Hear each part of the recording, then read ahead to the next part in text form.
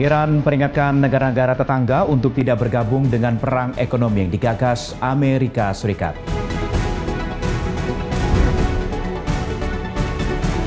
Iran pamer fasilitas produksi rudal bawah tanah saat memanasnya hubungan Tehran dengan Amerika Serikat.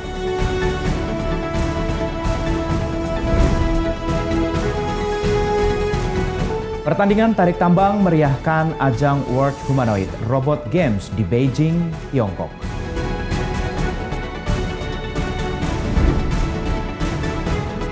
Halo pemirsa, apa kabar Anda hari ini? Anda menyaksikan program Mata Dunia, program yang memberikan informasi dari berbagai penjuru belahan dunia. Bersama saya, Ishakan.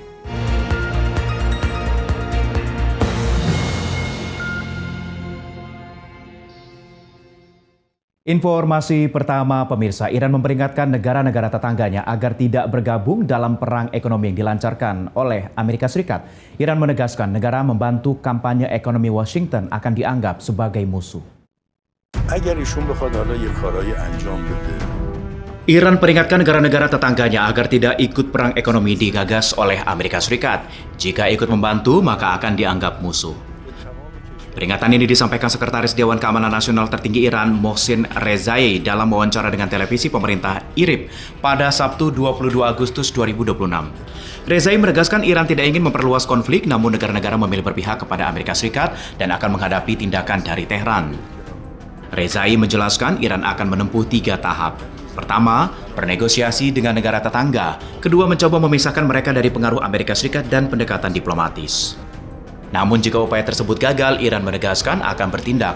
Tehran juga memperingatkan akan menargetkan jalur pengiriman minyak alternatif di kawasan Teluk jika negara-negara regional turut dalam rencana perang ekonomi Amerika Serikat. Ancaman ini muncul setelah Presiden Amerika Serikat Donald Trump pada Rabu 19 Agustus 2026 mengumumkan akan menjalankan operasi ekonomi paling menghancurkan terhadap Iran. Menteri Keuangan Amerika Serikat Scott Bessent juga menegaskan negara-negara harus memilih berada di pihak Amerika Serikat atau melawannya. Situasi semakin tegang karena kebuntuan di jalur Hormuz. Jalur strategis menjadi rute utama perdagangan minyak dunia ini. Menjadi titik perselisihan antara Iran dan juga Amerika Serikat. Iran menuduh kebijakan ekonomi Washington sebagai upaya menekan dan mengguncang persatuan masyarakatnya. Sementara itu sejumlah negara di kawasan Teluk mulai mencari jalur perdagangan alternatif di tengah ketidakpastian akses melalui Selat Hormuz.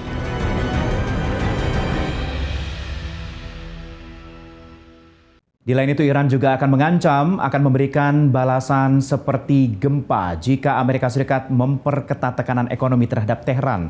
Kepala Keamanan Tertinggi Iran juga memperingatkan negara-negara agar tidak bergabung dalam sanksi ekonomi yang digagas oleh Washington. Kepala Dewan Keamanan Nasional Tertinggi Iran, Mohsen Rezai, memperingatkan Amerika Serikat dan negara-negara lain agar tidak bergabung dalam perang ekonomi melawan Iran. Rezai menegaskan jika Washington mengambil langkah ekonomi baru, maka Iran akan memberikan balasan. Disebut Rezai, balasan setara dengan seperti gempa. Iran juga memperingatkan negara yang ikut memperlakukan pembatasan ekonomi akan dianggap sebagai musuh.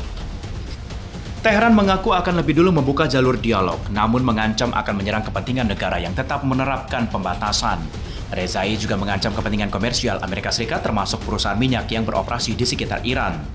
Ancaman ini muncul setelah Presiden Amerika Serikat Donald Trump mengumumkan tekanan ekonomi baru terhadap Iran. Menteri Keuangan Amerika Serikat Scott Bessent menyebut Washington akan memperlakukan sanksi yang diklaim paling keras dalam sejarah. Selain soal ekonomi, Rezai juga menyinggung sengketa Selat Hormuz. Ia memperingatkan Amerika Serikat agar tidak menambah kekuatan militer atau melakukan tindakan yang dianggap mengancam di sekitar selat strategis tersebut. Ketegangan ini menambah risiko eskalasi antara Iran dan juga Amerika Serikat di tengah upaya menghidupkan kembali jalur diplomasi yang dimediasi Pakistan dan didukung oleh Qatar.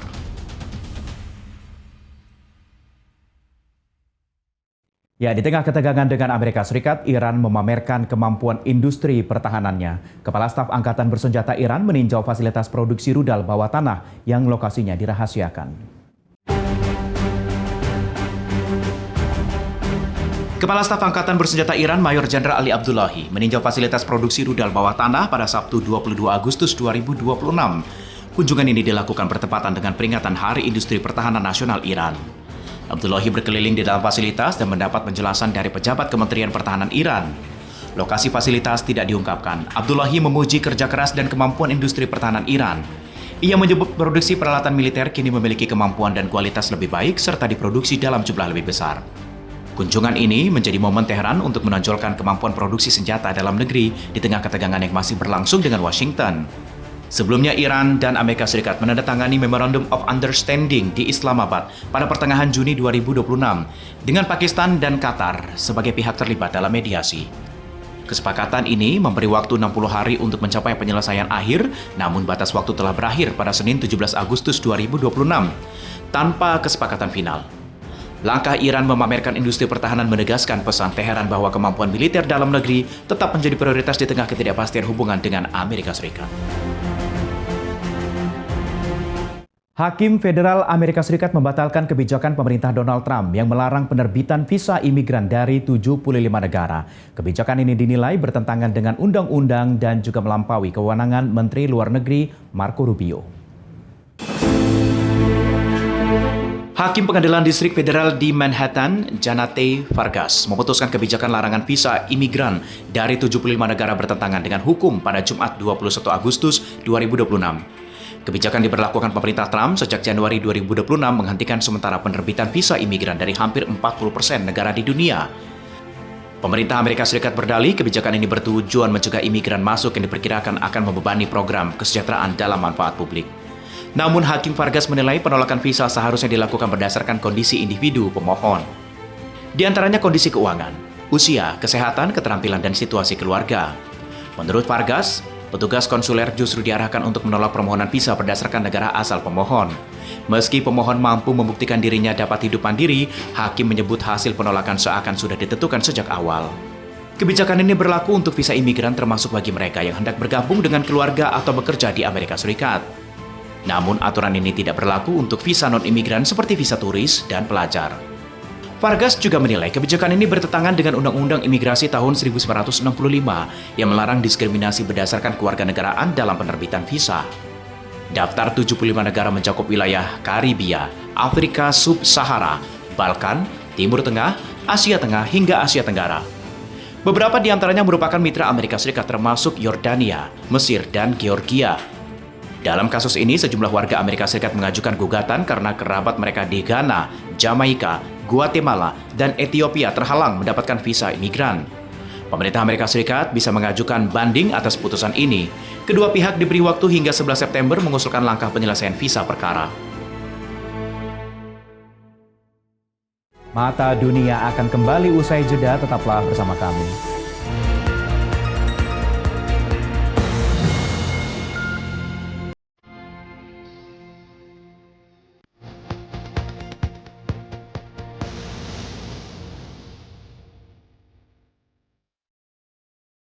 Ketegangan kembali meningkat di Lebanon Selatan. Ledakan besar dan juga aktivitas militer Israel terjadi di sejumlah wilayah dan memicu kepulan asap tebal di langit Nabatiyeh. Kepulan asap tebal membumbung di atas Kfar Tebnit dan Taloseh, Lebanon Selatan. Aktivitas militer Israel berlanjut pada Sabtu 22 Agustus 2026. Kantor Berita Nasional Lebanon melaporkan militer Israel melakukan ledakan besar di Taloseh dan sekitar Arnon. Sebuah drone menargetkan seorang pengembala di Wadi Sarbid, namun tidak menimbulkan korban. Militer Israel belum memberikan komentar terkait laporan ini, namun Tel Aviv sebelumnya menyatakan serangan di Lebanon Selatan menargetkan elemen dan infrastruktur Hizbullah. Aktivitas terbaru ini terjadi di tengah upaya diplomasi Lebanon dan juga Israel. Kedua negara menggelar putaran ke-7 perundingan langsung di Roma pada awal Agustus dengan mediasi Amerika Serikat. Perundingan membahas penarikan pasukan Israel dari Lebanon Selatan, penguatan pasukan militer Lebanon serta masa depan senjata Hizbullah. Lebanon menuntut penarikan penuh pasukan Israel dan pemulihan kedaulatan negara di wilayah Selatan. Sementara Israel menegaskan penarikan pasukan tidak akan dilakukan sepenuhnya tanpa jaminan Hizbullah tidak lagi menjadi ancaman bagi warga di perbatasan.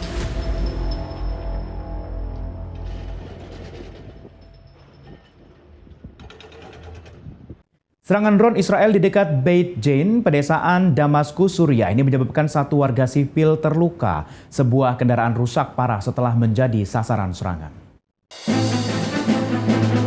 Separuh kendaraan rusak parah di pinggir jalan dekat Beit Jin, pedesaan Damaskus usai serangan.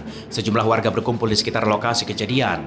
Otoritas Suriah menyebut serangan drone Israel menyasar sebuah kendaraan dan melukai satu warga sipil. Warga setempat mengaku serangan serupa berulang kali terjadi di wilayah ini. Militer Israel atau IDF membenarkan melancarkan serangan di Suriah Selatan. IDF menyebut pasukannya menembak seorang disebut teroris karena diduga sedang mempersiapkan serangan dan dinilai menimbulkan ancaman bagi tentara Israel. Kementerian Luar Negeri Suriah mengecam serangan ini sebagai pelanggaran terang-terangan terhadap kedaulatan dan keutuhan wilayah Suriah. Damaskus meminta masyarakat internasional dan Dewan Keamanan PBB bertindak menghentikan serangan Israel. Ketegangan di Suriah Selatan terus berlangsung sejak pemerintahan Bashar al-Assad jatuh pada Desember 2024. Israel mengerahkan pasukan ke zona penyangga, dipantau PBB dan melancarkan serangan terhadap sejumlah infrastruktur militer Suriah. Israel menyatakan langkah ini dilakukan untuk mencegah senjata jatuh ke tangan kelompok yang dianggap sebagai ancaman. Pemirsa, pesawat tempur J-16 milik Angkatan Udara Tiongkok ini tiba di Mesir untuk mengikuti latihan bersama Eagles of Civilization 2026. Pengerahan ini menjadi unjuk kemampuan Tiongkok mengoperasikan pesawat tempur dalam jarak jauh.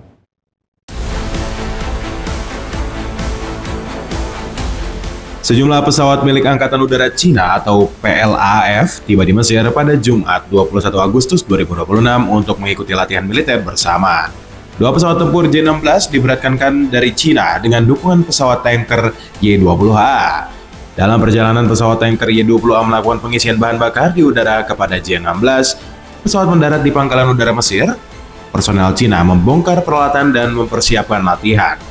Menurut PLAF, pengerahan ini menempuh jarak lebih dari 60 km melintasi 2 benua dan 4 negara. Pesawat Y-20A juga berperan sebagai pusat komando udara selama perjalanan. Latihan Eagles of Civilization 2026 merupakan latihan bersama kedua antara Angkatan Udara Cina dan Mesir. Latihan berlangsung dari pertengahan Agustus hingga awal September. Materi latihan mencakup taktik pertempuran udara, operasi penguasaan udara, pencarian dan penyelamatan tempur, serta simulasi pengerahan kekuatan. Pengerahan ini juga menjadi perang pertama bagi pesawat tempur J-16 ke Cina ke Afrika. Langkah ini menunjukkan upaya PLAF mengikuti kemampuan memindahkan dan mengoperasikan kekuatan udara kompleks di wilayah yang jauh dari Cina.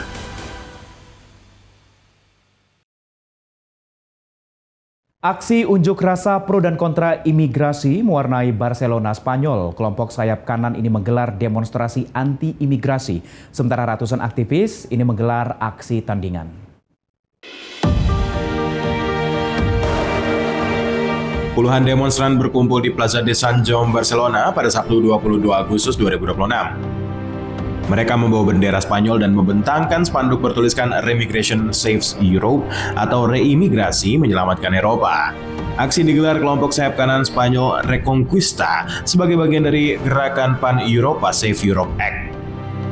Mereka menyerukan pengetatan kebijakan imigrasi dan mengusung gagasan remigrasi. Juru bicara Reconquista Tony Esteves menyebut migrasi massal mengancam kohesi sosial dan peradaban Eropa. Ia mengklaim pembalikan kebijakan asimilasi dan remigrasi diperlukan mengatasi perubahan dianggap mengancam Eropa. Di sisi lain, ratusan aktivis anti-fasis menggelar aksi tandingan. Mereka menentang agenda anti-imigrasi dan menuduh penyelenggara demonstrasi mengusung gagasan supremasi ras. Presiden Yemen sekaligus juru bicara Unitat Contra el Fascisme y el Racisme, David Minoves, menyebut seruan remigrasi sebagai ajakan kebencian terhadap masyarakat migran. Jumlah peserta aksi sayap kanan sekitar 50 hingga 80 orang, sementara aksi tandingan dihadiri sekitar 50 demonstran. Polisi Mossos de Esquadra membentuk barikade di antara kedua kelompok dengan menurunkan personel dan kendaraan anti huru-hara. Langkah ini mencegah terjadi bentrokan. Aksi di Barcelona merupakan bagian dari European Shield Tour. Kampanye Save Europe Act mendorong kebijakan imigrasi lebih ketat dan gagasan remigrasi di sejumlah negara Eropa.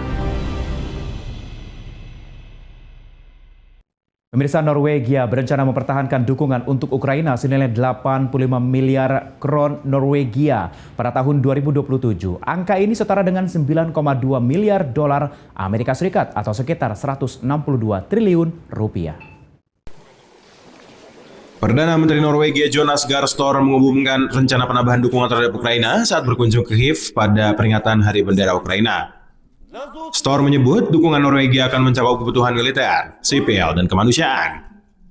Menurutnya, Ukraina akan menentukan prioritas kebutuhan, sementara Norwegia akan berupaya memenuhinya. Store menegaskan dukungan terhadap Ukraina bukan sekedar bantuan, melainkan investasi bagi keamanan Eropa. Dana tersebut akan disalurkan melalui program dukungan Nansen. Rencana ini masih memerlukan persetujuan parlemen Norwegia. Tahun ini Norwegia mengalokasikan 85 miliar kron untuk Ukraina. Sekitar 70 miliar kron dialokasikan untuk dukungan militer, sementara 15 miliar lain untuk kebutuhan sipil dan juga kemanusiaan. Dalam kunjungannya, Storr bersama sejumlah pemimpin Eropa turut bertemu Presiden Ukraina Volodymyr Zelensky. Bendera raksasa Ukraina dikibarkan dalam upacara peringatan Hari Bendera. Norwegia dan Ukraina dijadwalkan menandatangani deklarasi kemitraan strategis, diharapkan memperkuat kerjasama jangka panjang, termasuk di bidang pertahanan, teknologi, dan pembangunan masyarakat yang tangguh. Langkah Norwegia menambah daftar negara Eropa mempertahankan dukungan kuat bagi Ukraina di tengah perang dengan Rusia.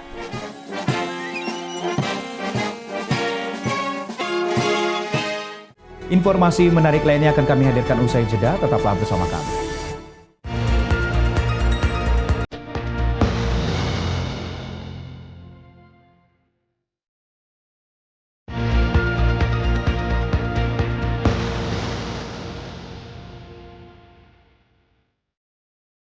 Pemirsa, ribuan robot humanoid ini berlaga dalam World Humanoid Robot Games kedua di Beijing, Tiongkok. Ajang ini mempertandingkan berbagai kemampuan robot mulai dari kecepatan berlari hingga keseimbangan dan juga koordinasi. World Humanoid Robot Games kedua resmi dibuka di Beijing, China dengan menghadirkan 2.000 lebih atlet robot dari 16 negara. Dalam upacara pembukaan, robot humanoid tampil bersama penari dan musisi manusia sebelum perwakilan robot mengucapkan sumpah atlet. Selama 5 hari para robot akan berlaga dalam berbagai cabang mulai dari lari, sepak bola, tenis meja, seni bela diri, hingga dance sport. Mereka juga diuji dalam tantangan dunia nyata untuk mengukur kecepatan, keseimbangan, koordinasi, dan kemandirian. Salah satu robot humanoid Cina menempuh lari 100 meter dalam waktu 9,39 detik pada babak penyisihan. Catatan ini lebih cepat dari rekor dunia manusia Usain Bolt, yakni 9,58 detik. Namun keduanya tidak dilakukan dalam kondisi pertandingan yang setara. Sebanyak 2.056 robot dari 666 tim akan bertanding dalam 51 nomor dan 1.301 sesi pertandingan. Ajang ini berlangsung di National Speed Skating Oval Beijing yang dikenal sebagai Ice Ribbon.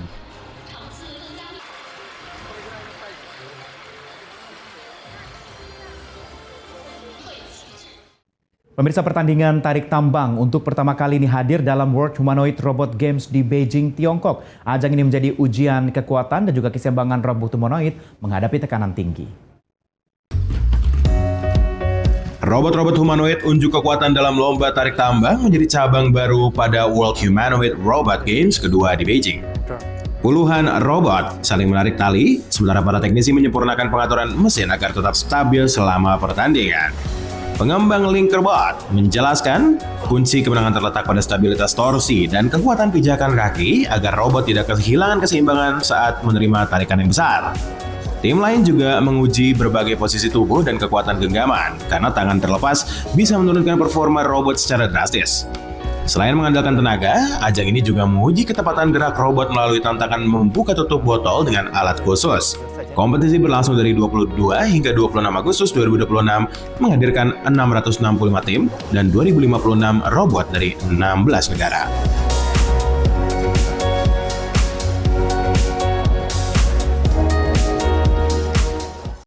Ratusan penggemar anime antri mengunjungi toko Bandai Namco pertama di Amerika Latin. Toko berlokasi di Mexico City, Meksiko ini menawarkan beragam produk populer Jepang mulai dari Gashapon, Tamagotchi, hingga figur Dragon Ball dan juga Gundam.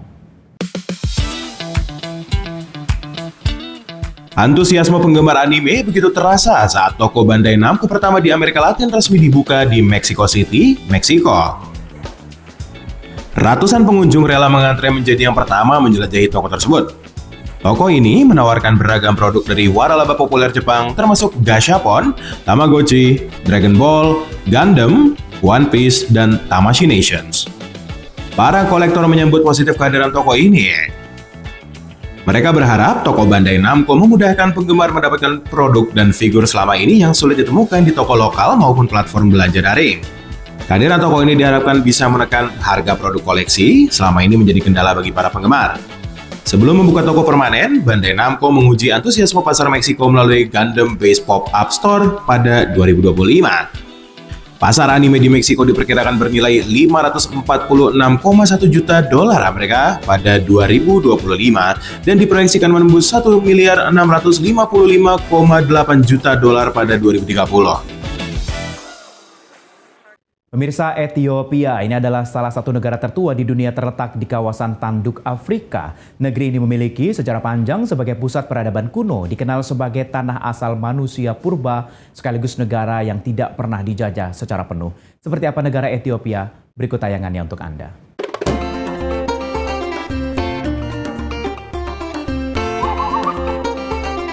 Selamat datang di Ethiopia. Negara memiliki kebudayaan yang sangat beragam. Lebih dari 80 kelompok etnis dengan bahasa, adat, dan kepercayaan berbeda.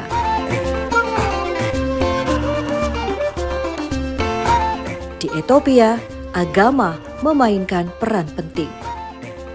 Kristen Ortodoks Ethiopia dan Islam hidup berdampingan, melahirkan tradisi, arsitektur, dan festival keagamaan yang kaya. Ethiopia juga terkenal dengan kuliner khas injera, kopi mendunia, serta musik dan tarian tradisional penuh energi. Dari kehidupan pedesaan sederhana hingga kota bersejarah yang megah, Ethiopia menghadirkan mozaik budaya yang unik.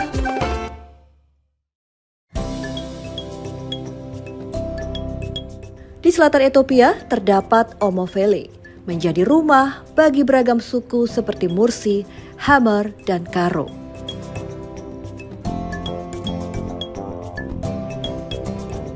Tradisi unik seperti lempengan bibir, lukisan tubuh, hingga ritual lompat banteng masih bertahan hingga kini. Di sini, kehidupan mereka bergantung pada pertanian dan peternakan. Sementara warna-warni budayanya menjadikan Omofele sebagai museum hidup Afrika yang memikat dunia. Di timur Ethiopia terdapat kota kuno Harar, dijuluki kota 1000 masjid. Dikenal sebagai pusat perdagangan dan keilmuan Islam, Harar juga diakui UNESCO sebagai warisan dunia.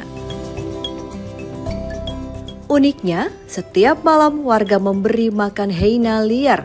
Tradisi melambangkan keberanian sekaligus hubungan erat manusia dengan alam.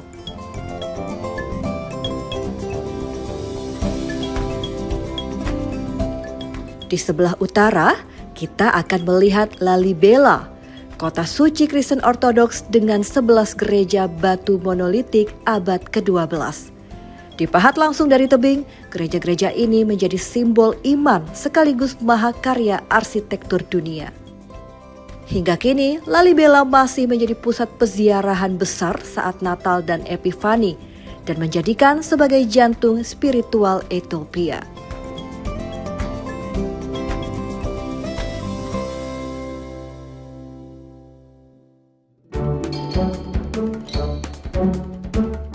Gondar merupakan bekas ibu kota Kekaisaran Ethiopia, menyimpan istana Fasil Gebi yang megah dan gereja Debre Berhan Selassie dengan lukisan malaikat ikonik.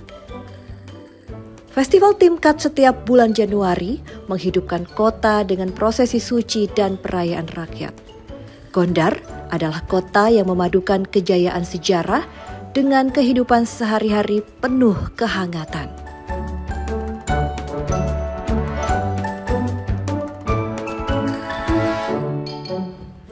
Ethiopia merupakan negeri di mana sejarah, iman, dan budaya berpadu indah. Dari lembah tradisional hingga kota bertembok, dari gereja batu hingga istana megah, Ethiopia tetap menjaga denyut peradaban hingga kini. Pemirsa, informasi tadi juga sekaligus mengakhiri perjumpaan kita di Mata Dunia. Kali ini akhirnya saya Ishakan yang mewakili seluruh kru dan juga kerabat kerja yang bertugas pamit dari hadapan Anda. Sampai jumpa.